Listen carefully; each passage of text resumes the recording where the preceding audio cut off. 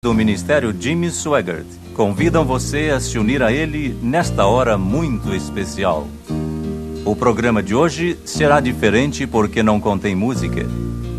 A mensagem foi pregada em Louisville, Kentucky, a quase 12 mil pessoas e é tão poderosa que julgamos conveniente transmiti-la em sua inteireza. É uma mensagem que os Estados Unidos, o Canadá e outras nações do mundo precisam muito ouvir. De Freedom Hall, em Louisville, Kentucky, a mensagem intitulada Na Noite em que Belsazar Morreu. Os que trouxeram sua Bíblia, abram comigo no livro de Daniel. Vou ler no capítulo 5. Começando com o versículo 1. Daniel, capítulo 5, a partir do versículo 1. O rei Belsazar deu um grande banquete a 1000 dos seus grandes e bebeu vinho na presença dos 1000. Havendo Belsazar provado o vinho, mandou trazer os vasos de ouro e de prata que Nabucodonosor, seu pai, tinha tirado do templo que estava em Jerusalém, para que bebessem com eles o rei e seus grandes e suas mulheres e concubinas. Então trouxeram os vasos de ouro que foram tirados do templo da casa de Deus que estava em Jerusalém, e beberam neles o rei, os seus grandes e suas mulheres e concubinas. Beberam o vinho e deram louvores aos deuses de ouro, de prata, de cobre, de ferro, de madeira e de pedra. Na mesma hora apareceram uns dedos de mão de homem e escreviam defronte do castiçal na estucada parede do palácio real. E o rei via a parte da mão que estava escrevendo. Então se mudou o semblante do rei, e os seus pensamentos o turbaram, as juntas dos seus lombos se relaxaram, e os seus joelhos bateram um no outro. No versículo 30 se lê: naquela mesma noite foi morto Belsazar, rei dos caldeus. O tema da minha pregação hoje é este: a noite em que Belsazar morreu.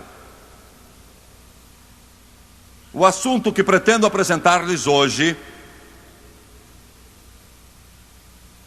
é algo que não me agrada e eu não quero nem desejo. Como ministro do Evangelho e evangelista, eu preferiria antes dizer palavras suaves, que soassem bem.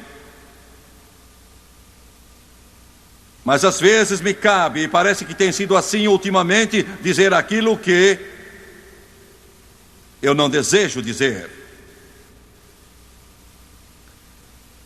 Eu tenho me angustiado, tenho buscado a Deus muito. Tenho sentido o peso esmagador e o fardo daquilo que devo dizer, que é bastante difícil de eu carregar. Com todo respeito a todos os países para onde este programa vai, eu tenho de dizer que amo os Estados Unidos da América. Eu creio que isso que Deus nos deu é ordenado por Deus, dado e dirigido por Ele. O país vai sobreviver.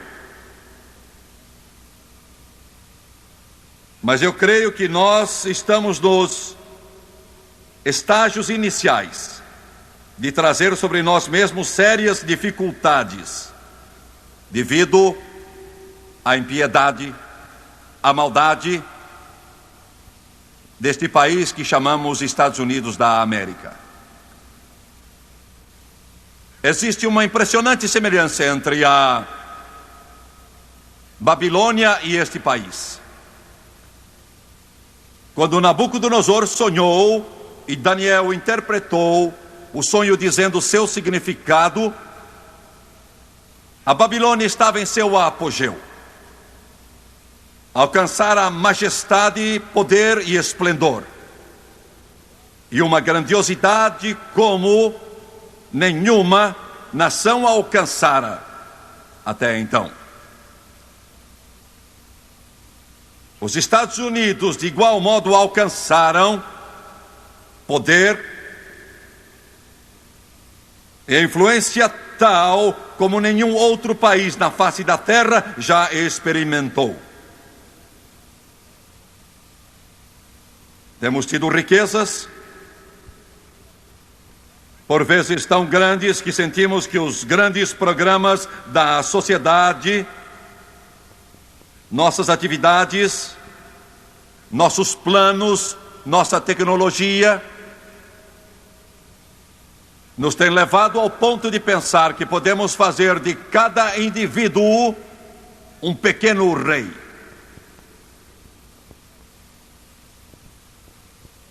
Mas a bolha estourou. Estamos colhendo o que semeamos. E como no passado o mais poderoso reino da face da terra estava em perigo mortal e caiu, os Estados Unidos da América estão hoje em maior perigo do que em qualquer tempo da nossa curta história. Nossa nação é nova como nação. Isso pode parecer estranho quando se pensa em Pearl Harbor. Eu estive lá. Estive lá com um nó na garganta ao lembrar que 1.100 corpos estavam no casco do navio Arizona, bem lá embaixo. Vi também as milhares de cruzes próximas do Canal da Mancha, na Normandia. O preço em sangue pago pelos americanos para derrubar Hitler do seu trono ensanguentado. Um preço amargo. Mas eu sinto em meu espírito, mesmo ao recordarmos Gettysburg, ao recordarmos Guadalcanal, ao recordarmos Pearl Harbor, que esta é a hora mais perigosa que os Estados Unidos da América já enfrentaram. Creio que só uma coisa nos pode salvar. Só uma coisa. Não é nossa moeda porque ela está abalada. Não é o nosso produto nacional porque ele está muito enfraquecido. Não é nosso conhecimento tecnológico, não é nosso progresso científico, nossas instituições educativas, por maiores que elas sejam. Se esta nação não tiver um despertamento espiritual, um avivamento que comece nas igrejas, sejam batistas, católicas, metodistas, presbiterianas, pentecostais, luteranas ou outras, esta nação irá atravessar dias ainda piores. No versículo 1 do capítulo 5 do livro de Daniel, a Bíblia diz que quando a nação, o império da Babilônia, experimentava um perigo sem igual, Belsazar era o segundo governador do reino depois do pai Nabonido. Nabonido enfrentou Ciro, o Medo, em campo aberto de batalha e foi derrotado. E a glória do avô de Belsazar, Nabucodonosor, estava declinando. Todavia, esse império, Babilônia, era pomposo em seu orgulho e na arrogância que demonstrava enquanto o perigo o cercava e o Estado estava prestes a cair. A América está brincando hoje. A Bíblia diz que Belsazar deu uma festa em honra a 1000 dos maiores do seu reino.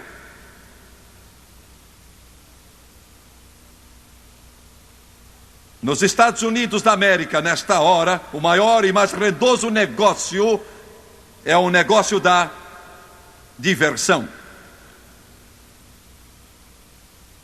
É o negócio do lazer. Um negociante amigo meu, há pouco tempo, tinha ganho muito dinheiro e então lhe perguntaram como vai investi-lo e ele disse: vou construir um parque de diversões porque é o que vai me dar maior rendimento. Eu vou construir, ele disse, o maior clube noturno para esta parte do mundo. Neste momento parece que a loucura dos Estados Unidos é o obsceno, o devasso, os chapéus e as botas do Texas e as tavernas que antes eram consideradas como algo que se tinha vergonha, mas agora é o fino, é o procurado, está nas grandes redes de televisão, é a grande novidade. Coisa estranha. Um dos meus primos começou o rock and roll, ele e Elvis Presley. E um outro começou o louco honky tonk do Texas. Parece que a nossa família faz sempre algo que chama a atenção, desde que me entendo por gente.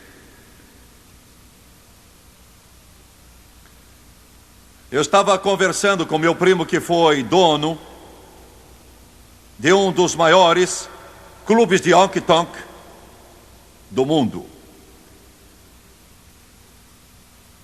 Ele olhou para mim e riu e disse: eu não entendo porque o povo vem aos milhares. Eles de fato têm surgido em nosso país aos milhares. Ele disse: eu não entendo isso. É sujo, é imundo, não tem nada que revele qualidade, é podre, é um esgoto, mas eles vêm. Por quê? Por quê? Porque a moral desta nação desceu a um nível tal como nunca vimos antes como nação. Desceu até ao ponto, eu sei que estou apresentando uma nota negativa, mas eu só digo aquilo que eu creio que Deus me deu. Não se cura um doente colocando um esparadrapo no seu câncer para escondê-lo. Dizem que aqui nos Estados Unidos, em cada 63 segundos que se passam, podemos dizer cada minuto, um adolescente, uma criança tenta o suicídio. E eu quero que você pense nisso que estou dizendo, eu quero que você me ouça.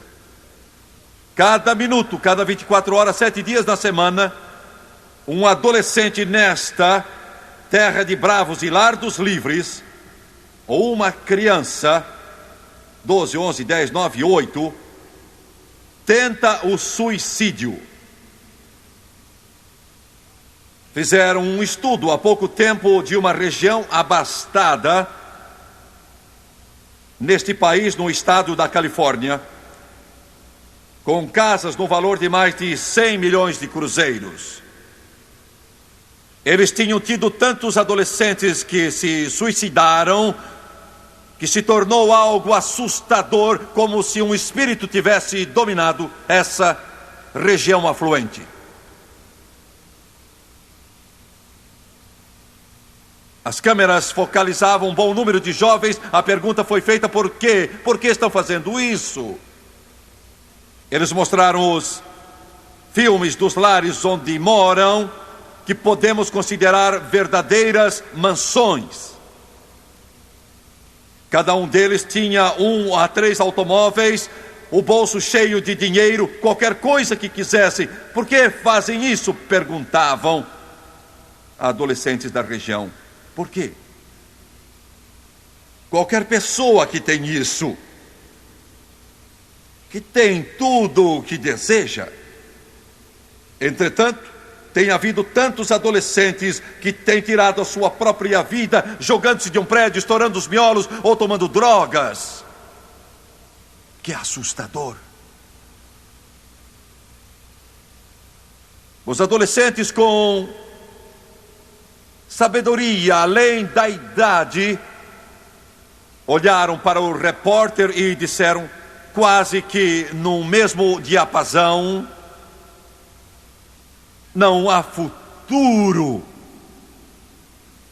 Não há nada que vale a pena.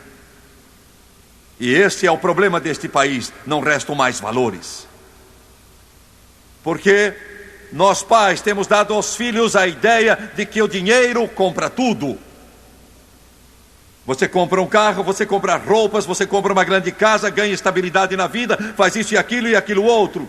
Este é o sonho americano. Este não é o sonho americano. Então eles observam o padrão duplo, a hipocrisia.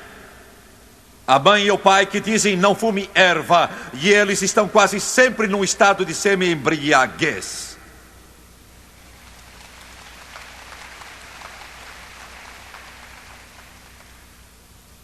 Não faço o que eu faço, mas faço o que eu mando. Sem valores. Nada é sagrado. E assim o povo não tem coisa alguma em que se apoiar, e existe somente um fundamento. Ouçam-me, não é o governo, não é o Estado, não é a política, não é a Constituição, não é lei, é a palavra do Deus Todo-Poderoso, que é o único fundamento.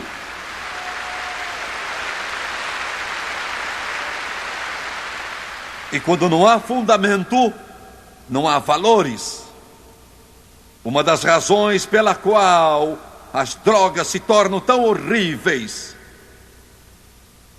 que comunidades inteiras e cidades e vilas neste país têm as drogas como indústria principal. Em algumas cidades da Flórida e da Califórnia,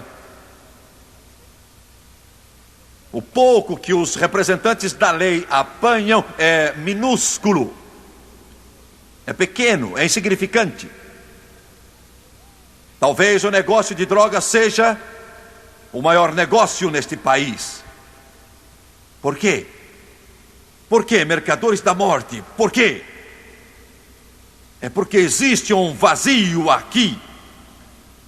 Alguns dos jovens que estão sentados neste auditório em Louisville, Kentucky, alguns que assistem na televisão, teriam de me responder: não tenho motivo para viver, nenhum propósito ou razão de viver, nenhuma finalidade na vida, nada que tenha valor. Alguns dos telespectadores estão vivendo uma tortura cruel, um inferno aqui na terra. Não tem razão, há um olhar assustador em sua face. O que é? É porque aquilo que este país tem procurado e tem agarrado, muitos conseguiram e descobriram que nunca os satisfez. Vou dizer por quê. É que a alma do homem é tão grande. Ouçam bem esse evangelista. A alma do homem é tão grande que a erva não enche. Cocaína, maconha, droga não pode encher. Sexo ilícito não pode encher. Dinheiro não pode encher. Fama, poder, prestígio não pode encher. Só Deus pode encher a alma do homem.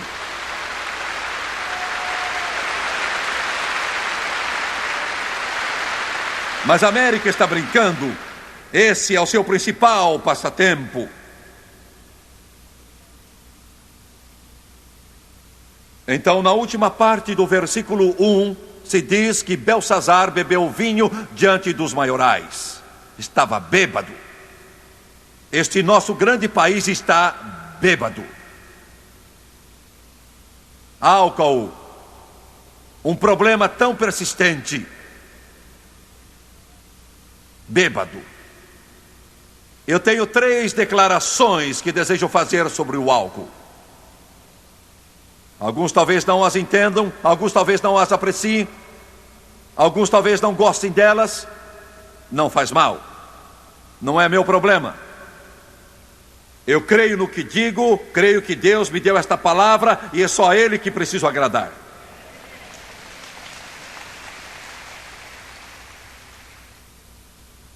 Falo agora a vocês que não conhecem a Deus. Alguns assentados na sala de estar, alguns sentados no gabinete, alguns sentados no quarto de hotel agora. São bêbados, estão dominados pela bebida. Sei que isso se chama alcoolismo, é chamado de doença, mas está bêbado, está tonto, está magoado. Sua vida é um amontoado de frustração e confusão e desapontamento, e você não pode continuar a vida sem a sua bebida. E você se afunda mais e mais. A esposa não aguenta esperar a saída do marido para apanhar a garrafa que está bem escondida. As jovens, crianças que não podem parar de beber. Milhões que não podem enfrentar um novo dia sem a bebida. 1 em cada 10 carros que você encontra nas estradas americanas é dirigido por uma pessoa alcoolizada. Pense um pouco no que digo.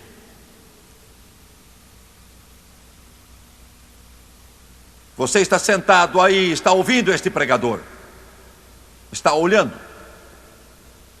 Você se encolhe porque sabe o que eu vou dizer, ou pensa que sabe o que eu vou dizer. Se por acaso você está ouvindo esta mensagem em espanhol, ou talvez em português, ou em japonês, ou em outra língua qualquer, você fica aflito. E lá no mais íntimo do seu coração, você sabe o que eu vou dizer está certo. Você se odeia. Odeia a si mesmo. E eu vou surpreendê-lo. Para vocês que não conhecem a Deus, que não são salvos pelo sangue de Jesus, eu não tenho nenhuma palavra de condenação para vocês. Eu não censuro vocês. Eu não critico vocês. Não falo a você com aspereza, porque eu ouço as palavras do Mestre, quando disse: eu não vim para condenar, mas para salvar. Aleluia.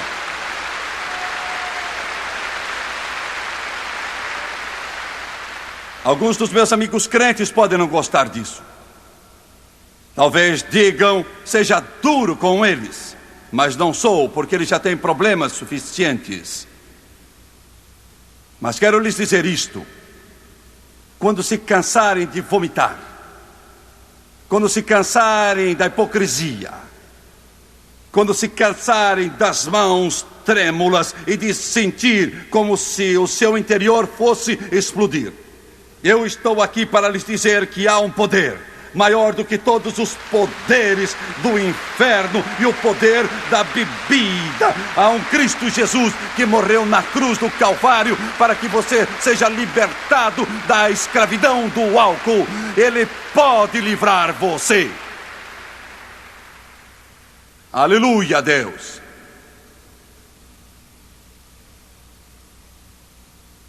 Minha segunda palavra é aos crentes. Eu amo vocês, e porque eu os amo, vou dizer-lhes a verdade. Vocês são tolos. Se pensam que podem envolver-se na bebida social e manter seu testemunho para Jesus Cristo.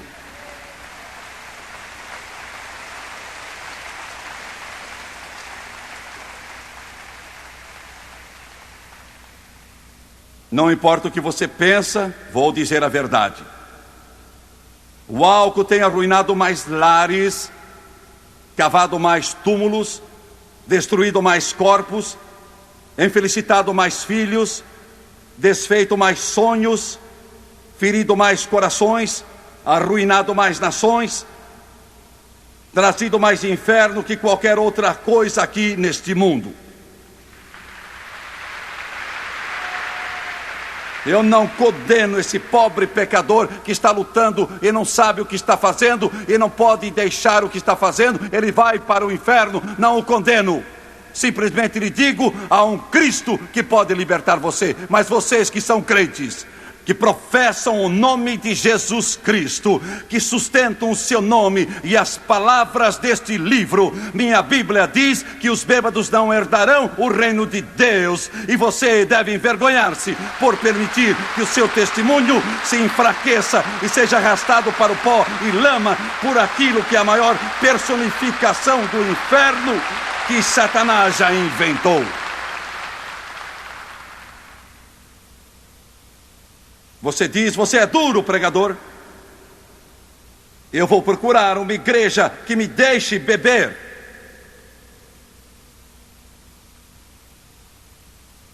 Faça isso.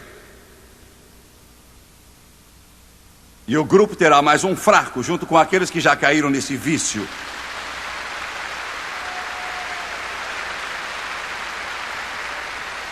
Eu sei que esta é a era dos crentes do trago.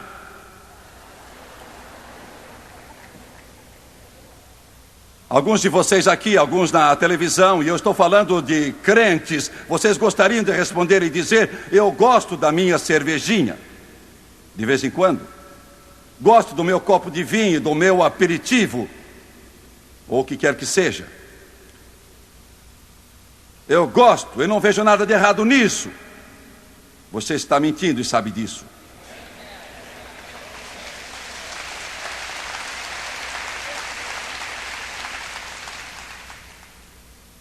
Você tem o dever de ser um exemplo de retidão. Você tem o dever de exaltar o maior nome que a humanidade jamais conheceu: Jesus Cristo. Jesus Cristo. Sua vida deve ser um exemplo de retidão. E a minha Bíblia diz que não vos embriagueis com vinho em que há contenda, mas enchei-vos do Espírito Santo.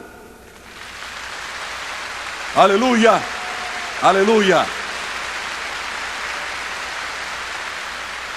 Glória a Deus.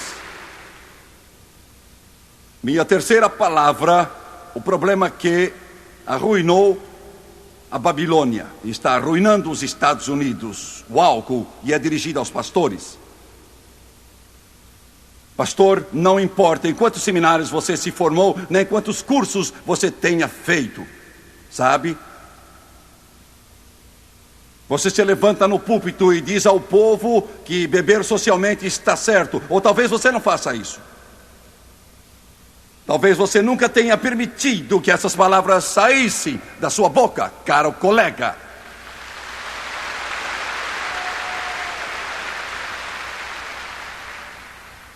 Mas você diz: tenho coisas melhores do que estas para pregar. Temos igrejas cheias de gente que não sabe o que é certo e o que é errado.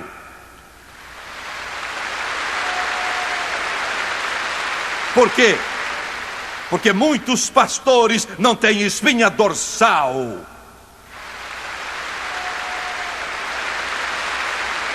Estou perturbando com essa pregação? Incomodo você com essa pregação? Eu sinto muito, amo pastores, fui criado com pastores, eu conheço muito bem os pastores, luto por eles, eu sempre os defendo. Mas um pastor que não prega esta palavra do Deus Todo-Poderoso e que não é homem para pregar, doa quem doer, ele não merece o nome de pastor, e ele o faria muito bem se deixasse o pastorado e descesse do púlpito e entregasse a alguém que tem fogo de Deus em sua alma e que chama preto, preto, branco, branco, céu, céu e inferno, inferno.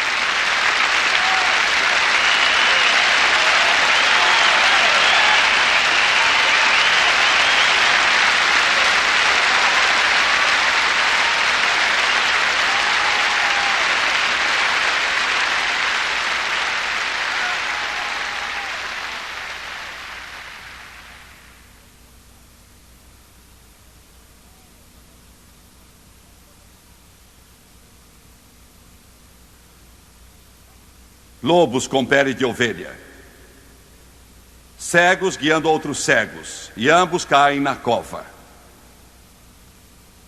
Tendo aparência de piedade, mas negando o poder de Deus, ele disse: afastem-se deles, saia do meio deles. E eu lhe digo, América, saia do seu meio, saia do meio dessas igrejas que estão mortas e secas.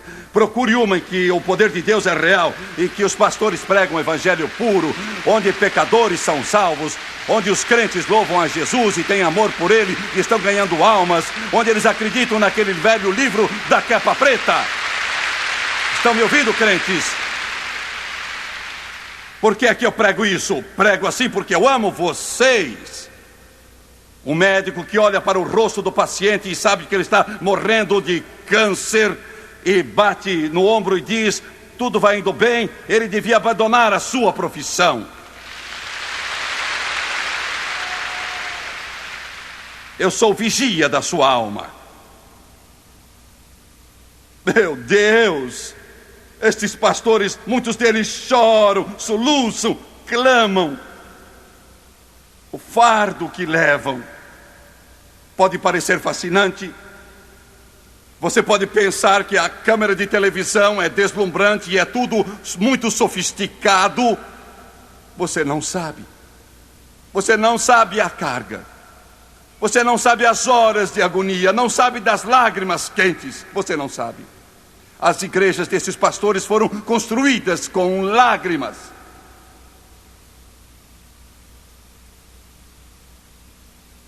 Este país está bêbado, está alcoolizado. No 2º e 3º versículos,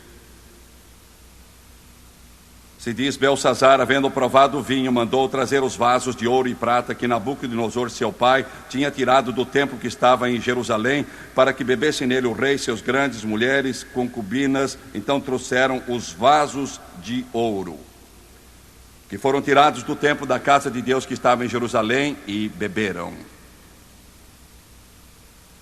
Com eles o rei, os grandes mulheres e concubinas. Apanharam os vasos sagrados que estavam no Santo dos Santos em Jerusalém. Belsazar estava dizendo: vou mostrar a Deus. Vou mostrar que o nosso Deus, Bel,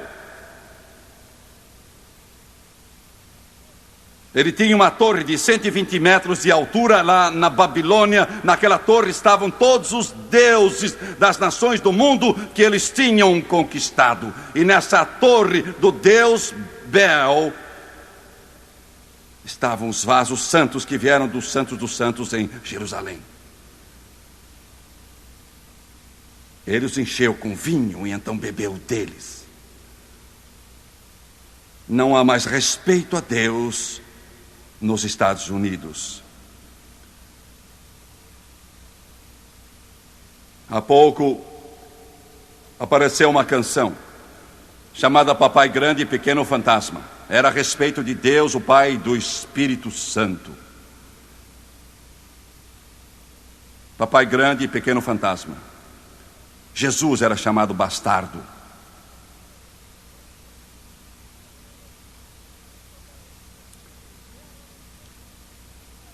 Eu observo programas recreativos de todo o país, programas musicais, com jovens em seus trajes sumários, gingando o corpo enquanto a música toca, e estão cantando música cristã. Blasfêmia. Como Belsazar blasfemou contra Deus. Os Estados Unidos da América estão blasfemando de Deus. Agora ouçam-me. Eu creio de todo o coração que uma das razões pelas quais essa recessão econômica veio, e enquanto eu trago a mensagem aqui em Louisville, Kentucky, o índice de desemprego chega a 9% e alguns economistas dizem que vai além de 10%. O mais alto desde a depressão dos anos 30. A causa pode ser irresponsabilidade econômica, podem ser erros da política do passado, e isso bem pode ser uma das razões. Mas eu creio de todo o meu coração que esse pequeno problema que enfrentamos, que é grande para muitos, é porque esta nação, que conhece as bênçãos de Deus como nenhuma outra, e Deus é nossa esperança, tem blasfemado o nome de Deus. A não ser que tenhamos um despertamento, isso vai ficar pior.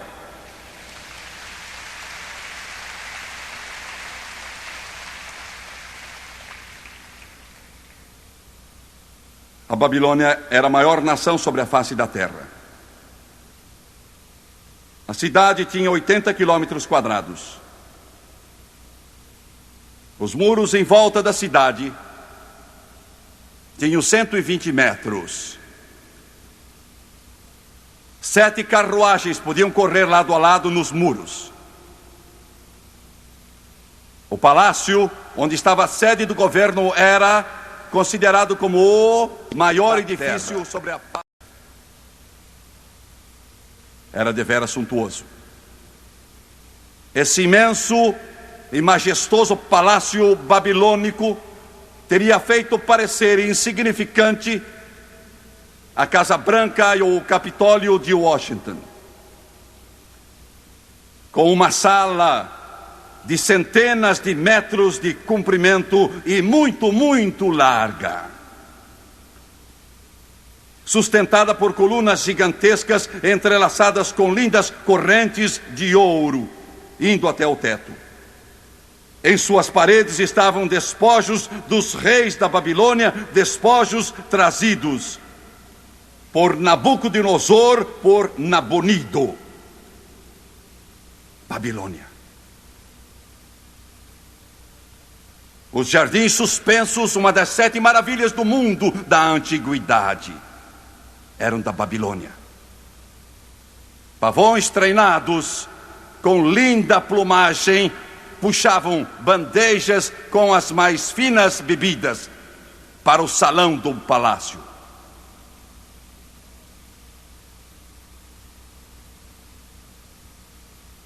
Naquela noite, os exércitos dos medos e persas, que tinham derrotado Nabonido, chegaram às portas da Babilônia. Belsazar estava bêbado. Ele desdenhou do mundo, tinha mantimento suficiente para 5 anos. Ninguém poderia derrotá-lo.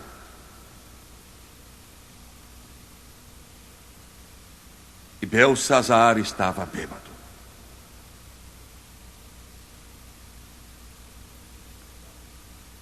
Enquanto o vinho corria e os vasos sagrados eram erguidos em honra ao deus Bel, e eles adoravam os deuses de ouro, de prata, madeira e pedra.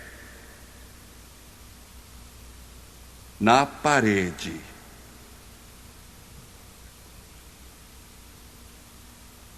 as escrituras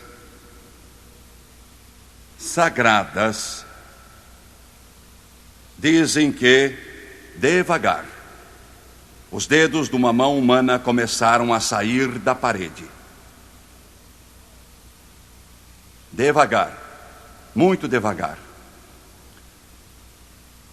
Literalmente saindo do reboco. Mãos enormes. Os homens olharam e começaram a tremer. As mulheres gritaram e então houve silêncio. Porque a mão que tinha escrito os 10 mandamentos nas tábuas de pedra de Moisés escreveu na parede nessa noite: Mene, Mene, Tekel, Ufarsim. Contou Deus o teu reino e o acabou. Foi dividido. Tu foste pesado na balança e achado em falta. A Bíblia diz que nessa noite, Belsazar, o rei dos caldeus, morreu. Seus joelhos, antes dele morrer, bateram um no outro.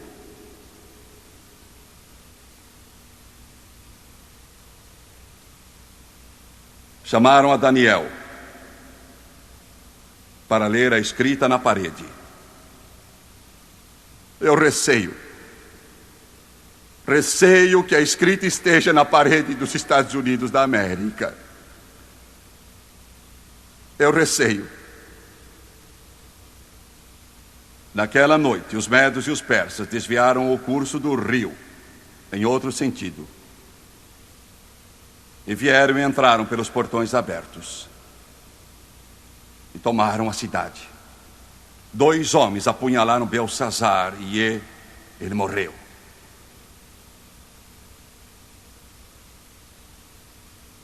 Deus chama com misericórdia. Ele pode chamar com juízo. Queiram curvar a cabeça assim?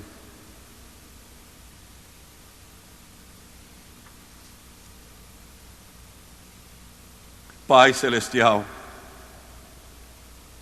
eu oro pelo nosso país, oro pelos nossos líderes, oro pelo nosso povo.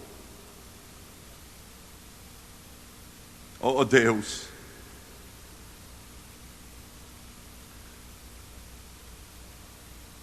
Tu és um Deus de justiça e santidade e pureza.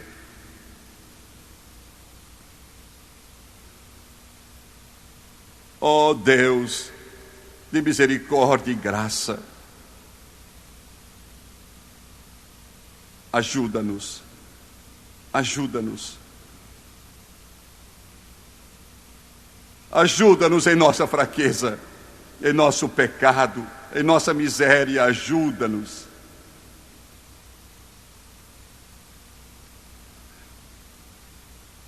Traze um avivamento a este país. Vou pedir que todos deste auditório se levantem, todos se levantem, todos se levantem. Oh, the blood of Jesus. Oh, the blood of Jesus. Oh, the blood of Jesus.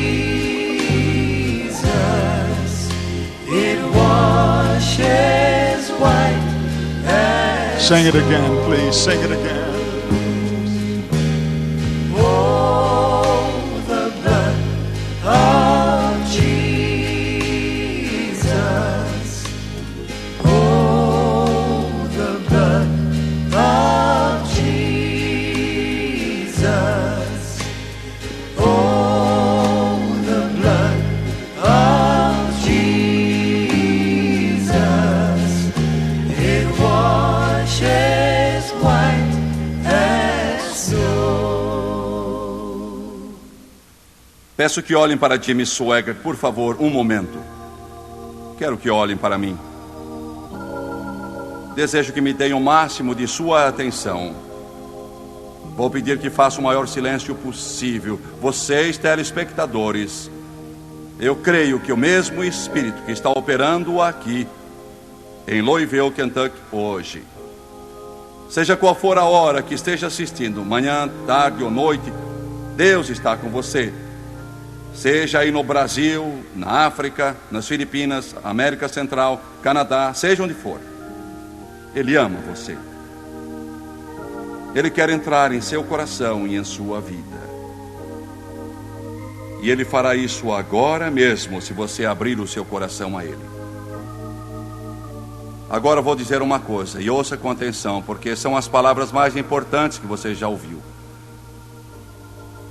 Deus quer lhe dar um novo começo, apagar completamente todo o seu passado Ele disse: eu não me lembrarei dos seus pecados, nunca, jamais. Ainda que sejam como o carmesim, se tornarão como a branca lã. Eu os lavarei com meu precioso sangue. Agora que você veio a Jesus, este é o único lugar que vale a pena procurar. De todos os milhares e milhares de pessoas que chegaram a Ele junto à cruz do Calvário, seja prostitutas, seja meretriz, seja o cidadão correto, seja pobre ou rico, grande ou pequeno, Ele nunca rejeitou ninguém. Nunca.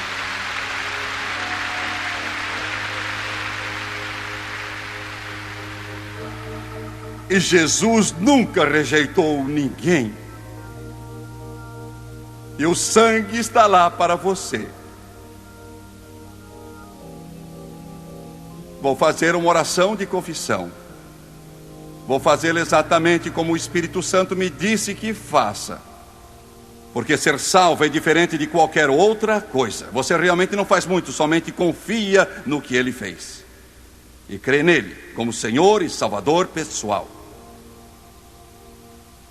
Quero que você repita esta oração comigo e quero que você creia nela em seu coração, cada palavra. Você, telespectador, ore aí mesmo, na sua sala de visita, no quarto, sala de estar, no hotel, ore comigo. Ele está aí e entrará em sua vida também. Estou falando de um amigo mais chegado que um irmão. Estou falando de alguém que irá fazer você um marido novo, uma esposa nova, um filho novo, uma filha nova. Estou falando de alguém que vai mudar seu velho coração endurecido e torná-lo como deve ser, porque Ele ama você. Curve a cabeça, por favor. Charlie está tocando o belo hino, tal qual eu estou, me chego a ti. E eu sinto a presença de Deus. Agora eu quero que você ore comigo e creia, e vamos orar agora. Amado Pai Celestial, venho a Ti em nome de Jesus, arrependido dos pecados e do modo que tenho vivido. Quero o Teu caminho. Estou cansado do velho caminho, de rebelião, de maldade e iniquidade. Estou cansado dele. Por favor, perdoa-me. Muda-me. Ajuda-me. De acordo com a Tua palavra. Com a boca, eu confesso Jesus Cristo. Em meu coração, eu creio que Jesus Cristo está vivo. E porque Ele vive, eu viverei também. Eu aceito Jesus Cristo como meu Salvador, meu Redentor, meu Rei, minha ajuda.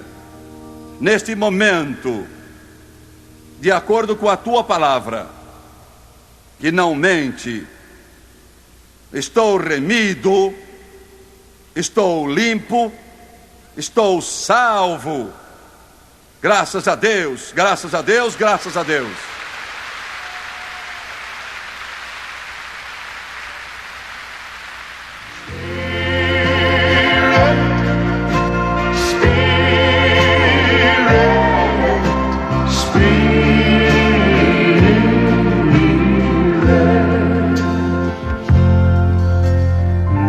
Your living water flow over my soul.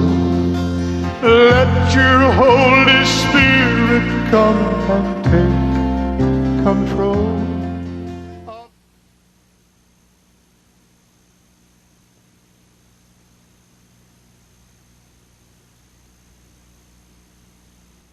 So we low louvores. A qualidade que ninguém duvida.